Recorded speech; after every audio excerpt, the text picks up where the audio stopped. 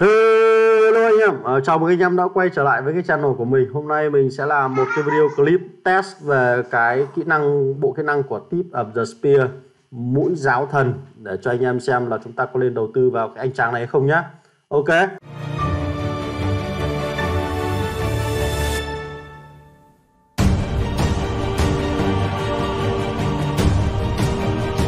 Về bộ kỹ năng của anh chàng này thì mình đã có một video clip giới thiệu với anh em trước đây, thì chúng ta có thể tham khảo lại video clip đó về cách thức lưng kỹ năng cũng như chi tiết từng bộ kỹ năng cụ thể nhá. Còn trong video clip này thì mình sẽ cố gắng là giới thiệu với anh em một vài cái bài test liên quan đến mũi giáo thần để tìm xem đặc điểm của bộ kỹ năng này nó có ảnh hưởng như thế nào, và anh ta sẽ phù hợp với những vị trí nào, và vai trò của anh ta là gì trong các cuộc chiến sau này, và chúng ta có xứng đáng để đầu tư 720 tượng vàng vào nó hay không. Ok. Rồi, trong bài test ngày hôm nay thì mình sẽ test về khả năng tấn công của mũi giáo thần, bởi vì cái bộ skill đặc biệt này của anh ta thì mình sẽ test với các sĩ quan, ví dụ như là cỗ máy chiến tranh, thủ hộ sự thật, hoặc là chiến binh mùa đông và tử xà Úc Châu. Đây là tất cả là những cái sĩ quan liên quan đến khả năng tấn công. Còn trong bài test này của mình thì sẽ không đề cập đến các sĩ quan chuyên về phòng thủ như Spanner hoặc là thiên sứ ánh sáng nhé. Rồi, thế thì trước tiên thì mình sẽ mô tả qua về cái bài test mà mình sẽ thực hiện để cho anh em chúng ta tiện theo dõi. Ở đây mình sẽ có 6 cái bài test khác nhau. Bài test thứ nhất là kiểm tra xem khả năng tấn công của mũi giáo thần so với cỗ máy chiến tranh khi đi kèm với chiến binh mùa đông. Đây là ba cái cặp đôi có lẽ là nếu như mà anh em được lựa chọn thì sẽ là những cái cặp sĩ quan mà liên quan đến khả năng tấn công mạnh mẽ nhất, mà dành cho những anh em chơi mà chúng ta không nạp thẻ để có thủ hộ sự thật. Cái trường hợp thứ hai thì mình sẽ test với khả năng là những người chơi đầu tư về thủ hộ, thì chúng ta sẽ có ba cái cặp là tử xà Úc Châu, mũi giáo thần và cỗ máy chiến tranh nhé. Và cái cặp test thứ ba là mình mong muốn là test khả năng của mũi giáo thần so với các cái cặp còn lại. Ví dụ như là khi anh ta đang là sĩ quan phụ và trong trường hợp anh ta là sĩ quan chính thì sẽ như thế nào. Thì cái bài test 3, 4, 5 là mình tráo cái vị trí của sĩ quan phụ và sĩ quan chính cho chính cái cặp đó và để test lại. Sau đó chúng ta sẽ so sánh là anh ta sẽ phù hợp với vị trí nào. Và bài số 6 là mình sẽ so sánh cái trường hợp là test khi anh ta làm sĩ quan chính và ba cái sĩ quan phụ là cỗ máy chiến tranh, tử xà Úc Châu và chiến binh mùa đông. Thì lưu ý ở trong các bài test này thì tất cả các sĩ quan đều full kỹ năng và level 60. Trong đó cái anh chàng mũi giáo thần của chúng ta thì mới chỉ full kỹ năng thôi, còn level vẫn là level 55. Toàn bộ bài test thì chỉ thay đổi về sĩ quan, không thay đổi về xe tăng cũng như là tất cả các buff ảnh hưởng khác. Do đó là chúng ta sẽ chỉ quan tâm đến cái biến số thay đổi là sĩ quan mà thôi nhé. Anh em cần phải xem rõ cái này để chúng ta nắm được các bài test. Ok, rồi bắt đầu.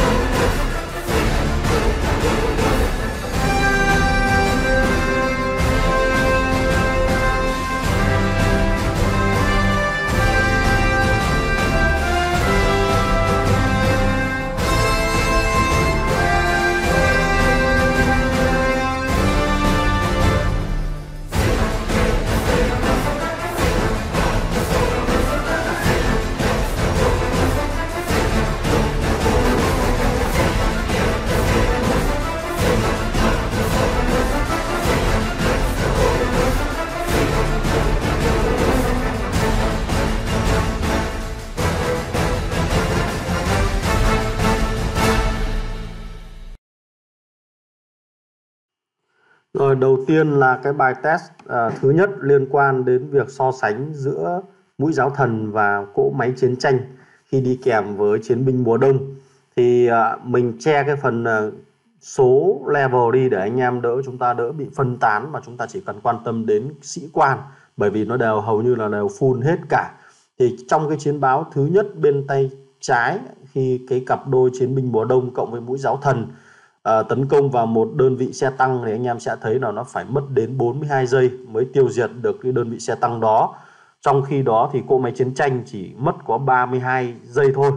Do đó là khi anh em so sánh, chúng ta sẽ nhìn thấy phần thời gian đồng càng cao thì đồng nghĩa với việc là số lượng sát thương mà anh ấy phải nhận vào là nó càng lớn.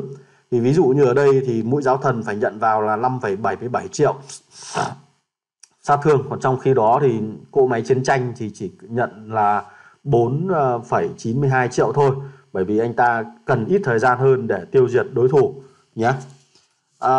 Cái trường hợp thứ hai là mình test giữa xe tăng hạng trung đấu với xe tăng diệt tăng, trong đó test giữa 3 cặp đôi là thủ hộ sự thật với mũi giáo thần, thủ hộ sự thật với tử xá Úc Châu và thủ hộ sự thật với chiến binh mùa đông.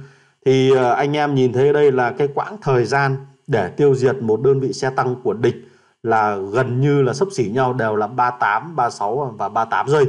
Đấy, trong đó là cái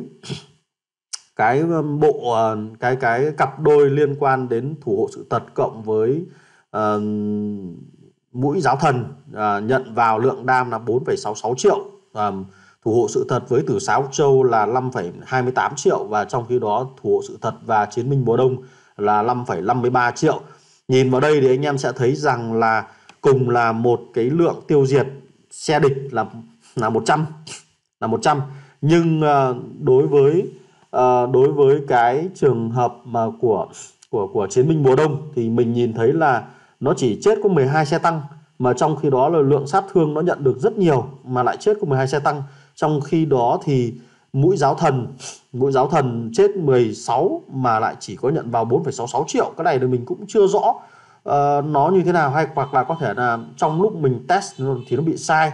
Nhưng có lẽ là cái trường hợp này thì anh em cũng cần phải lưu ý và có thể test lại cho mình xem là nó đúng hay nó sai nhé. Nhưng mình nhìn như này, mình đặt câu hỏi tại sao nó lại mất ít HP như vậy nhưng mà lại bị chết nhiều thế, mà trong khi đó cái ông liên quan đến chiến binh mùa đông thì lại chỉ chết có 12 mà lại nhận vào đến tận 5,53 triệu. Cái này thì có lẽ là dành cho câu hỏi dành cho độc giả. Ok, trường hợp thứ hai là mình test giữa xe tăng hạng trung và xe tăng hạng nặng, thì nó sẽ thấy một cái sự đưa về cái quỹ đạo nó đúng hơn, là ở chỗ là mũi giáo thần thì phải cần đến 1 phút 30 giây mới tiêu diệt được hết các cái đơn vị xe tăng hạng nặng. Trong khi đó thì tử xá Úc Châu và chiến binh mùa đông chỉ mất có 1 phút 6 giây và 1 phút 8 giây thôi. Thì đồng nghĩa với việc là cái này nó giống với trường hợp thứ nhất là thời gian càng lâu thì nhận đam càng nhiều, nhận sát thương càng nhiều. Thì mũi giáo thần thời gian lâu nhất thì lại phải nhận được lượng sát thương lớn nhất là 10 triệu. Do đó là anh ta chết nhiều nhất. Đúng không? Bên cạnh đó thì tử xá Úc Châu và chiến binh mùa đông thì đều nhận được lượng sát thương là 7,7 và 7,86 triệu. Đấy, thì tương đương với nhau nhé. Cái trường hợp test thứ ba mình đã đề cập đến anh em là mình xoay cái việc là giữa mũi giáo thần là sĩ quan phụ và mũi giáo thần là sĩ quan chính. Thì khi chúng ta tráo đổi cái vị trí thứ tự sĩ quan đã thấy sự khác biệt rất lớn, là với level 55, level 55 thôi, anh chàng mũi giáo thần làm sĩ quan chính. Anh em để ý nhé, mũi giáo thần làm sĩ quan chính là đã cho thấy một cái sự khác biệt rất lớn. Ở bên tay trái anh em nhìn thấy là cái chiến báo mất 42 giây và nhận được một lượng sát thương là 5,77 triệu. Còn bên tay phải anh em nhìn thấy là nó chỉ cần mất có 37 giây thôi là đã tiêu diệt được cái đơn vị xe tăng của địch rồi. Trong khi đó anh em nhìn cái thời gian, nhìn cái vạch là lượng sát thương sĩ quan gây ra giữa hai chiến báo, nó có sự khác nhau rất rõ rệt. Là chiến binh mùa đông mà là sĩ quan phụ thì gây ra được nhiều sát thương sĩ quan hơn so với việc là chiến binh mùa đông là sĩ quan chính. Nhìn những cái vạch nhé. Đấy. Do đó là cái lượng sát thương mà đơn vị gây ra thì tất nhiên nó phải giảm đi, bởi vì chỉ cùng là một đơn vị xe tăng thôi, lượng sát thương sĩ quan tăng lên thì sát thương đơn vị nó phải giảm đi là điều chính xác. Và nhưng ở trong tình huống này mình đang muốn so sánh đến sát thương của kỹ năng sĩ quan. Đấy, do đó là trong cái quá trình 37 giây này thì anh ta nhận được là 5,56 triệu sát thương nhận vào cho đơn vị xe tăng của mình. Trường hợp thứ hai liên quan đến cháo đơn vị, mình cháo giữa thủ hộ sự thật và mũi giáo thần thì nó càng thấy sự khác biệt rất lớn. Anh em nhìn thấy nó khác biệt rất lớn. Một bên là mất 38 giây để tiêu diệt được xe tăng của đối phương, còn bên còn lại chỉ có 32 giây thôi. Mũi giáo thần, anh em lưu ý, mũi giáo thần vẫn chỉ là level 55, còn thủ hộ sự thật là level 60. Thế thì cái ông thủ hộ sự thật là sĩ quan chính thì lại chết nhiều hơn so với làm sĩ quan phụ. Và cái lượng sát thương nhận vào khi mà mũi giáo thần làm sĩ quan chính ấy, anh em nhìn thấy không, là nó chỉ là 3,63 triệu thôi, bởi vì nó kết thúc đối phương nhanh hơn là 32 giây thôi. Nếu như nó đến 38 giây thì chắc chắn là cái lượng sát thương nó cũng gây ra nhận vào chắc là cũng phải 4,66 triệu, đúng không? Đấy, và anh em vẫn nhìn tiếp cái vạch sát thương sĩ quan nhé. Một bên là 5,42 triệu, lớn hơn rất nhiều so với 4,17 triệu khi mà thủ hộ sự thật làm sĩ quan chính.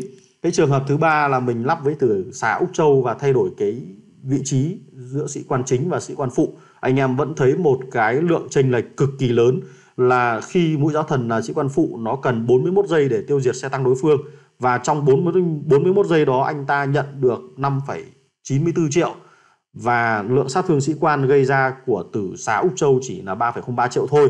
Nhưng khi anh ta làm sĩ quan chính thì chúng ta chỉ cần 32 giây là tiêu diệt được xe tăng của đối phương, và lượng sát thương nhận vào chỉ là 4,15 triệu thôi. Cái này đồng nghĩa thôi, ít thời gian hơn thì nhận được ít sát thương hơn, nhưng trong cái thời gian ít hơn đó anh ta lại sinh ra được nhiều sát thương kỹ năng sĩ quan hơn là 4,19 triệu. Đó, một cái kèo chênh lệch rất là lớn nhé, khi là sĩ quan chính và khi là sĩ quan phụ. Cái này anh em cực kỳ lưu ý cho mình. Bây giờ mình sẽ so sánh với trường hợp là cả ba cái ông kèo vừa rồi, mình đặt cả ba cái trường hợp là mũi giáo thần là sĩ quan chính, và chúng ta sẽ so sánh xem sĩ quan nào là sĩ quan tuyệt vời nhất dành cho mũi giáo thần. Thì như anh em nhìn thấy đây là cái việc mà tiêu diệt xe tăng của địch thì cỗ máy chiến tranh chỉ mất có 31 giây thôi, còn tử xà Úc Châu mất đến 32 giây, còn chiến binh mùa đông thì cần phải 37 giây. Thì trong vòng cái thời gian như vậy thì bên cỗ máy chiến tranh là nhận vào lượng sát thương là 5,65 triệu HP, nhưng mà gây ra được lượng sát thương sĩ quan là 5,57 triệu. Đó. Còn tử xà Úc Châu nhận được ít nhất là 4,15 triệu lượng sát thương nhận vào, nhưng đồng thời cũng sinh ra lượng sát thương kỹ năng của sĩ quan nó cũng thấp hơn là 4,19 triệu. Đấy, còn chiến binh mùa đông với cái hệ số sát thương kỹ năng sĩ quan là 1.350 lớn nhất. Do đó là chúng ta cũng thấy một cái điều không khó hiểu, không gọi là rất dễ hiểu, là cái lượng sát thương kỹ năng sĩ quan là 6,73 triệu, lớn nhất trong cái ba trường hợp này. Nhưng lượng sát thương nhận vào cũng xem so với cái cỗ máy chiến tranh. Thì cái này nó cũng phụ thuộc vào đặc thù của ba cái bộ skill của ba sĩ quan này. Trong đó thì mình đã có một cái bảng Excel, nếu như anh em quan tâm thì chúng ta có thể lật lại các cái video clip trước, chúng ta so sánh về cái kỹ năng sĩ quan của mũi giáo thần. Mình đã có cái bảng so sánh đó rồi. Đó, thì ở đây anh em nhìn thấy phần chiến báo, chúng ta sẽ thấy ngay là đối với cái trường hợp như thế này thì cái cặp mũi giáo thần và tử xà Úc Châu là cho một cái lượng cho một cái chiến báo nó đẹp nhất có thể, nó rất đẹp ở chỗ là sát thương phương tiện cũng rất cao, và cái phần sát thương nhận vào của xe cũng rất thấp. Đó, thì cái này nó cũng tùy thuộc vào từng tình huống của anh em thôi. Nếu như anh em vừa bắn vừa chạy chẳng hạn thì nó cũng sẽ có một cái số cái hiệu quả nhất định. Đó. Đấy. Rồi, đấy là toàn bộ những cái phần test của mình. Thì thông qua cái bài test này thì mình mong muốn anh em sẽ có những cái nhìn khách quan hơn và tự mình có thể lựa chọn ra được cái bộ kỹ năng bộ sĩ quan nào là phù hợp nhất đối với anh em trong từng tình huống. Và cái kết luận của mình khi so sánh khi thực hiện các bài test này đấy là gì? Hãy đưa mũi giáo thần là sĩ quan chính. Khi anh ta là sĩ quan chính thì cái phần ultimate của anh ta sẽ có tác dụng ngay từ turn đầu tiên. Ngay từ cái turn đầu tiên khi khai hỏa là nó đã có tác dụng rồi. Đấy là theo cái quan sát bằng mắt thường của mình khi mình thực hiện cái việc test này. Đấy là gì? Nó chỉ mất 6,5 giây để ra cái kỹ năng của sĩ quan thứ hai thôi. Đó, nhớ cái này đặc điểm cực kỳ lưu ý. Mặc dù ở đây anh em nhìn thấy là mặc dù là mũi giáo thần chỉ là level 55, còn trong khi đó các cái sĩ quan khác đều là level 60, nhưng cái lượng sát thương gây ra nó đột biến, nó nhiều hơn rất nhiều. Đấy, thì đây chính là cái điểm đặc biệt và có lẽ là cái điểm lưu ý nếu như anh em muốn đầu tư vào mũi giáo thần thì hãy cho nó lên level 60 có thể, và hãy là sĩ quan chính thì nó mới phát huy được tối đa hiệu quả của bộ kỹ năng nhá. Còn trong đó thì anh em có thể cân nhắc nó đi kèm với thủ hộ sự thật, đi kèm với thủ hộ sự thật, hoặc là đi kèm với tử xá Úc Châu cũng đều tốt. Hoặc là nếu như anh em muốn đam dealer cực khủng thì chúng ta có thể đi kèm với chiến binh mùa đông. Nhưng lưu ý khi chúng ta đi kèm với những sĩ quan có mức sát thương rất lớn thì đồng nghĩa với việc xe tăng của các bạn sẽ rất giấy, đúng không? Chúng ta phải đánh đổi đó. Thế cho nên là tùy vào cái cục diện chiến trường mà mình lắp sĩ quan làm sao cho hợp lý nhé. Ok, còn đến đây có lẽ là cái clip của mình cũng xin phép tạm dừng tại đây. Nếu như anh em thấy quan tâm thì xin anh em một like, share và subscribe cái channel của mình. Còn bây giờ xin chào và hẹn gặp lại anh em trong các video clip test lần sau. Goodbye.